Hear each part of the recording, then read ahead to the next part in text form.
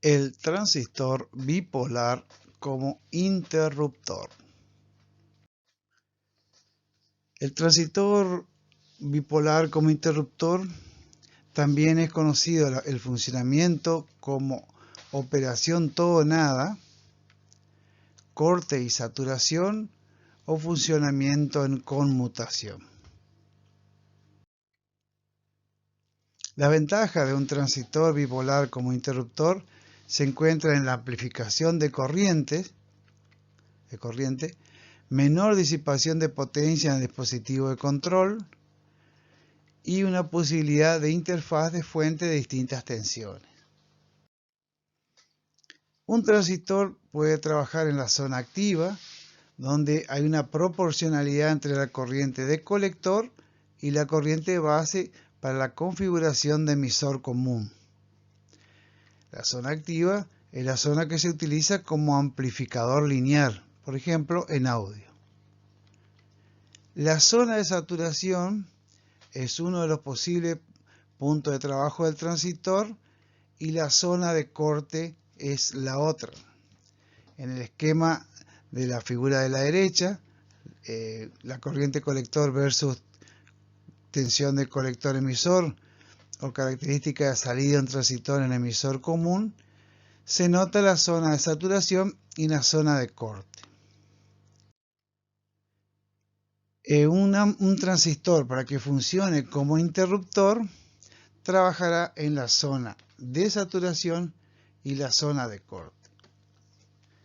La zona de corte o punto de corte es un circuito abierto o el equivalente a un circuito abierto entre colector y emisor del transistor, o sea, como un interruptor abierto. Y esto se da cuando la unión base-emisor no está polarizada en directa, o sea, la corriente de base es igual a 0. Para el caso siempre de emisor común tipo NPN. Existe, si bien no es un interruptor abierto totalmente, sino que hay una pequeña corriente de fuga, que es una corriente ICE0, pero es del orden de los nanoamperes para los transistores pequeños, lo que es común despreciar.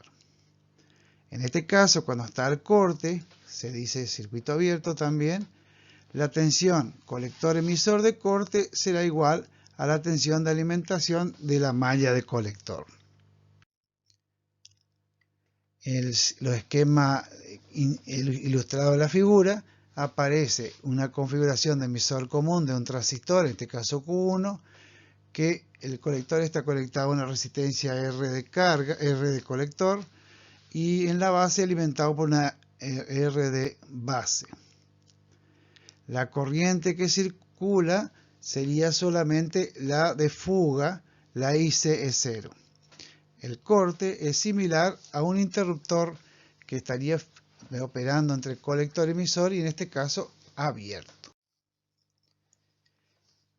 El punto de saturación es equivalente a un interruptor cerrado, o sea que hay una conexión entre el colector y el emisor del transistor en configuración de emisor común. Esto se da cuando la unión base-emisor está polarizada en directa y existe suficiente corriente en la base como para producir una corriente máxima en el colector. Esta corriente colector será igual a la diferencia de tensión que hay entre la alimentación de la malla de salida o de colector, que es VCC, menos una tensión particular que se da en colector emisor. Si bien un interruptor cerrado, pero no es del todo un corto, sino que hay una pequeña caída de tensión que se denomina tensión de colector emisor de saturación. Por lo tanto, la ecuación será la tensión de alimentación de la malla de salida o de colector menos esa tensión especial de colector emisor de saturación dividido la resistencia que está conectado al colector. Entonces, el circuito equivalente más real sería uno que tenga una caída de tensión entre colector emisor de saturación. Ese dato se obtiene de la hoja característica de cada transistor. Eso se verá al final de la presentación. Por lo tanto, el punto de saturación es el equivalente a un circuito cerrado entre colector y emisor de un transistor de emisor en configuración de emisor común. Esto es, deberá existir una corriente base, lo cual comandará una corriente de colector. Recordemos que la corriente de colector impone la carga. Siempre la carga impone la corriente de colector. La carga puede ser un resistor, puede ser un relevador, puede ser un motor, puede ser una lámpara. La zona de trabajo estará dado para un transistor como interruptor entre la zona de saturación y la zona de corte. En esa zona la disipación de potencia es menor que la zona activa, por lo tanto se procurará pasar rápidamente de una zona a la otra. Acá se ve una curva un poco más real donde estaría el punto de saturación cuando la recta de carga intercepta al punto de una de las curvas de salida y el otro punto sería el corte. Entonces, en transistores se denomina saturación al circuito cerrado entre colector y emisor, un interruptor cerrado, y al corte se le denomina a un interruptor abierto, al equivalente a un interruptor abierto entre colector y emisor. Para el cálculo de un transistor que opere como interruptor, la sugerencia es trabajar un equivalente de la malla de entrada. También vimos en otras presentaciones que se llama malla de base, también malla de comando o malla de control, por el equivalente que se muestra a la izquierda, donde estaría una tensión B sub BB, una resistencia base R sub B y la tensión base emisor, que si no se dice lo contrario, generalmente se toma 0,7 voltios, el equivalente a una caída de un diodo en el caso que el transistor se trate de silicio. Y ahí siempre es más fácil calcular la corriente base porque en nuestro caso adoptamos dos simbologías, una, por ejemplo, el equivalente de una pila, por ejemplo, en una pila ideal, sin reactancia, sin impedancia interna, y la caída en el semiconductor le utilizamos otro símbolo.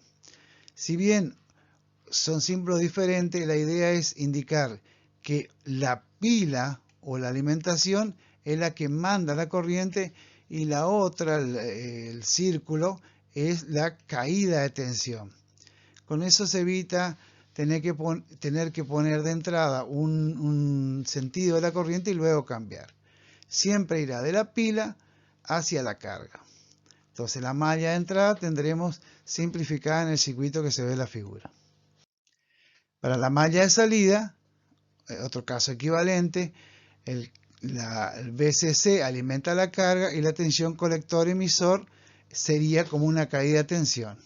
En el camino aparece la resistencia de colector. La resistencia de colector puede ser la bobina de un relevador, un relé, puede ser una lámpara, puede ser un motor, puede ser un LED, por ejemplo, o algún sistema al cual se quiere comandar. En el caso de que el transistor esté cerrado, esté saturado, vimos que hay una pequeña caída de tensión entre colector y emisor, el cual se denomina tensión de colector-emisor en saturación. Esa es la que figuraría en el circuito o la malla equivalente de salida.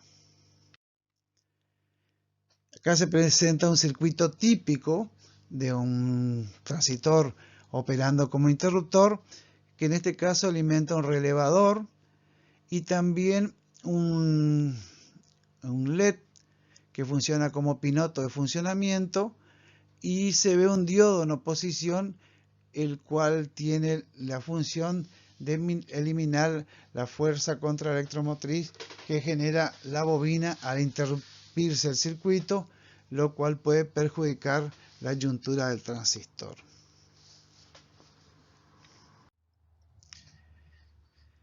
La cátedra propone la siguiente memoria de cálculo para diseñar un transistor bipolar como interruptor. Primero, determinar la corriente de colector IC para una tensión VCC dado, tensión de alimentación dada. Trabajando sobre la malla de salida, ve la presentación correspondiente. Recordando siempre que la carga impone la corriente. Con la corriente colector, la tensión de alimentación de la malla de salida o de colector y la potencia a conmutar, preseleccionar el transistor a utilizar. Para el transistor preseleccionado, verificar que la corriente colector admisible, la potencia colector emisor y la tensión colector emisor de ese transistor sean mayores que las demandadas por la carga a comandar. Se habla de transistor preseleccionado porque puede darse el caso que el transistor que se elija no responda a las necesidades, entonces habrá que volver a calcular el circuito nuevamente.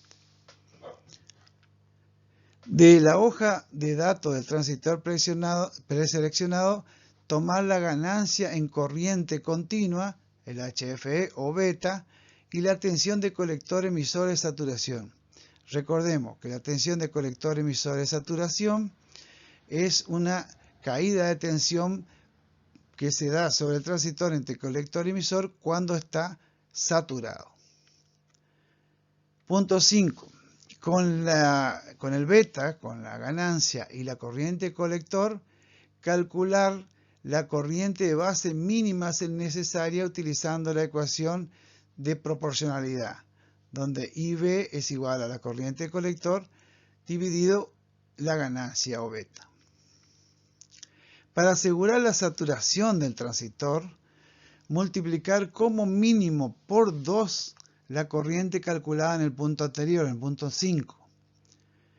Se puede multiplicar hasta por 5 la corriente calculada por la ecuación de IB sobre IB, que sea igual a IC sobre beta, hasta 5 o un valor máximo, siempre y cuando este punto sea menor a la máxima potencia admisible por la yuntura base emisor.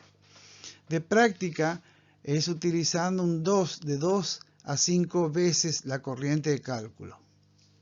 Con esto se obtiene una corriente que le llamaremos I'B, que en este caso será igual a 2 veces la corriente IB, o sea, la corriente obtenida de la relación entre la corriente de colector dividido beta.